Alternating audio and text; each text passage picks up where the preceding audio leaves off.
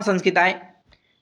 प्रिय संस्कृत के मित्रों, आज हम यूपी टीजीटी का सिलेबस जो नया जारी हो चुका है उसको देखेंगे। क्या क्या आपके ग्रंथ जो है हट चुके हैं और कौन कौन से नए ग्रंथ जो है आपके जुड़ गए हैं। और ये जो सिलेबस बनाया गया है बहुत ही अच्छा सिलेबस है आपके लिए। इसका पहला कारण ये है कि जैसे आपका रघुवंश महाकाव्य जो जोड़ा गया है आपको, जैसे आप 9-10 में तो पढ़ाएंगे ही, आगे भी संस्कृत के जैसे पीजीटी का जो पद होता है नहीं होते हैं तो आपको रघुवंश भी पढ़ाना पड़ जाता है। तो ये चीज़ें देख करके जो सिलेबस में हमेशा परिवर्तन जो है होते रहना चाहिए, तभी जो है इसमें पढ़ने की ललक होती है और चीज़ें सीखने को। इसमें एक ग्रंथ जो है बड़ा ग्रंथ लिख दिया गया है, जैसे आपका हितोपदेश संपूर्ण, ये थोड़ा बहुत बड़ा ग्रंथ हो जाएगा और पढ़ने के लिए थोड़ा इसमें ज़्यादा समय लगेगा। और जिस प्रकार से आयोग का रुख है कि जल्दी वैकेंसी कराना है, तो इस उद्देश्य से ये ग्रंथ में थोड़ा समय लगेगा। आइए एक एक करके सिलेबस जानते हैं। खंड का है जिसमें आपको गद्य, पद्य और नाटक और काव्य शास्त्र।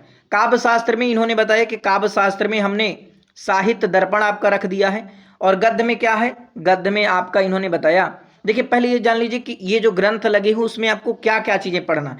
तो बता रहे हैं कि हम ग्रंथों में से जो निर्धारित आपके ग्रंथ हैं उनके अंकों के आधार पर, जो जैसे आपका प्रथम अंक है तो प्रथम अंक से, दूसरा अंक है तो दूसरा अंक, उनके शब्दार्थ पूछेंगे जो महत्वपूर्ण शब्दार्थ हैं, और महत्वपूर्ण जो सूक्तियां हैं उनको ध्यान रखना, और शब्दों की व्याकरणात्मक टिप्पणी, जो कुछ महत्वपूर्ण शब्द हैं उनकी व्याकरणात्मक टिप्पणी, उसमें कौन सा प्रत्यय, कौन सा समास, कौन सा उपसर्ग हो रहा है, इत्यादि चीज़ें आपको व्याकरणात्मक टिप्पणी जानना है। और फिर अब जैसे आपका किरात अर्जुनियम हो गया, चाहे शिशुपाल वधम, वो आपका शिवराज विजय हो गया, उनका चरित्र चित्रण आपको पता होना चाहिए कि भाई ये परिचय इनका है, और ग्रंथ तथा ग्रंथकर्ता का परिचय, और फिर अब ग्रंथ का तो आपको परिचय पढ़ेंगे ही।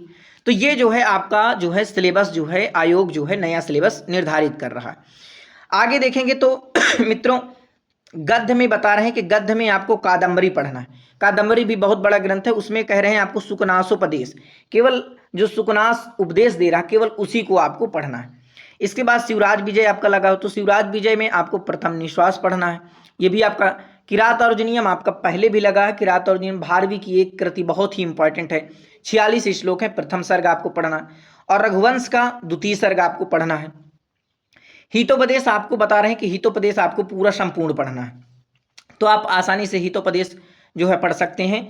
यानी आसानी से क्या, इसमें थोड़ा आपको समय लगेगा, इसलिए आयोग इसमें विचार करके अगर हो सके तो इसके जगह पर कोई दूसरा ग्रंथ रख दे, या अगर यही ग्रंथ है तो बहुत अच्छा ग्रंथ है, क्योंकि उपदेश की बातें तो सीखने को मिल ही रही हैं, हितोपदेश हमारे हित की ही बातें हैं, तो इसमें जो है थोड़ा कुछ कम कर दिया जाए, संपूर्ण ना किया जाए। अभिज्ञान शाकुंतलम का आपको चतुर्थ अंक, जैसे कि पहले आपका रखा था वही आपको पढ़ना है। उत्तर रामचरित जो आपका भवभूति का है उसको आपको तीसरा अंक पढ़ना है, ये आप पढ़ ही रहे थे। साहित्य दर्पण मैंने आपको बताया, बहुत अच्छा एक ग्रंथ जुड़ गया साहित्य दर्पण, अच्छी बात है साहित्य जो है।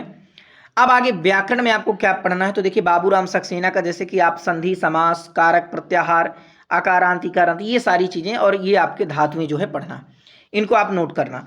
इसके बाद देखिए खंड घ नंबर में संस्कृत सुभाषित सूक्तियों का परिज्ञान, इसमें आपका वाच्य परिवर्तन पूछेगा, अशुद्धि परिमार्जन, यानी कि आपसे 2-3 जो है प्रश्न अशुद्धि से आते हैं, वाच्य से आते हैं, वाच्य परिवर्तन से 2-3 प्रश्न आ जाते हैं, ठीक है, अलग अलग प्रश्न पत्रों के आधार पर। अब ये देख आगे दिया हुआ, इसको अब पढ़ के जाना। प्रशिक्षणात्मक संस्कृत प्रशिक्षण की दृष्टि से व्याकरण, अनुवाद, गद्य आदि की पाठ्य विधियों का सामान्य परिचय।